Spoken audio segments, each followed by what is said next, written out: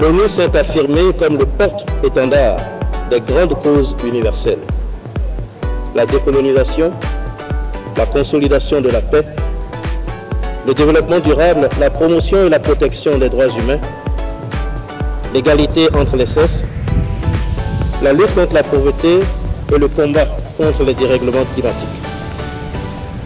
Le Bénin, à l'instar de nombreuses autres nations, s'est inscrit dans le sillage de cette vision multilatérale, trouvant dans l'ONU un cadre propice à son émancipation, à son rayonnement et à son engagement pour un monde plus équitable.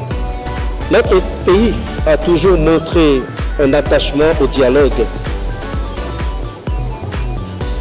également fait preuve de respect du droit international et toujours donné du prix à la coopération.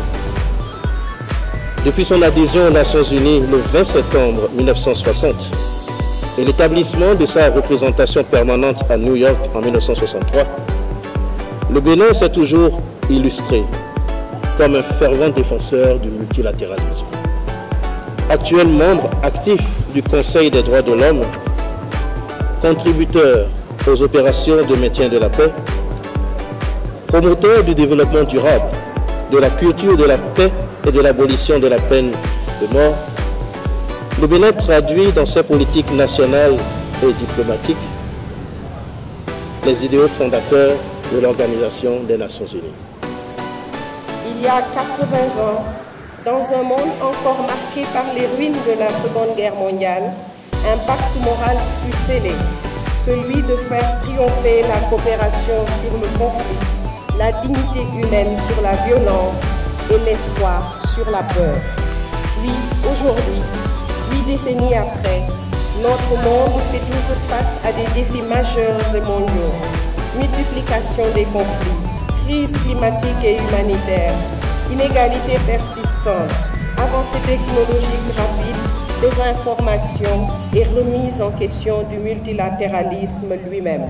Permettez-moi de partager avec vous un extrait du message du secrétaire général des Nations Unies, Antonio Guterres, à l'occasion de cette journée mondiale.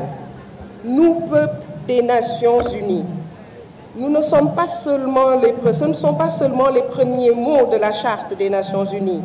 Ces mots définissent qui nous sommes. L'ONU est plus qu'une institution. C'est une promesse vivante qui transcende les frontières, jette des ponts entre les continents et constitue une source d'inspiration pour toutes les générations. Voilà 80 ans qu'ensemble, nous nous employons à forger la paix, à lutter contre la pauvreté et la faim, à promouvoir les droits humains et à bâtir un monde plus durable. Les défis qui se présentent devant nous sont immenses. Montée des conflits, chaos climatique, emballement technologique, menaces contre le tissu même de notre institution.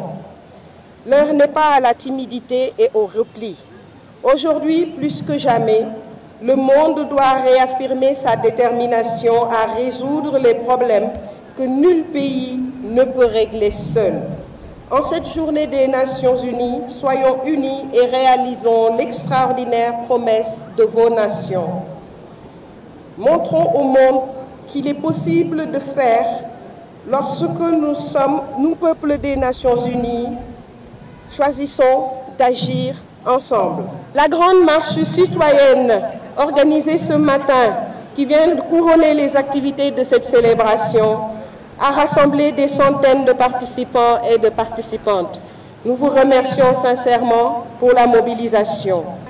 Moi, je suis de la FAO, c'est une agence des systèmes des Nations Unies et nous sommes là pour commémorer les 80 ans des Nations Unies.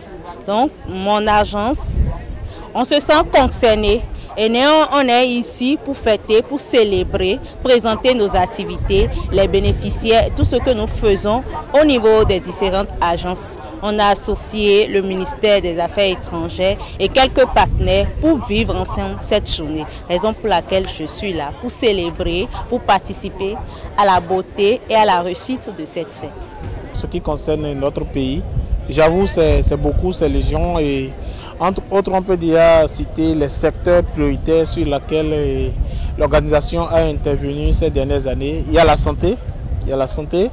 Et quand on dit santé, c'est beaucoup de choses, beaucoup de branches qui sont abordées et à travers l'OMS, à travers donc le ministère en charge de la santé dans notre pays. Et des actions sont menées, des actions se mènent et il y a toujours des priorités qui sont toujours planifiées. Nous sommes aujourd'hui en 2025, ça nous reste, disons, pratiquement 5 ans au maximum. Donc c'est l'heure d'évaluer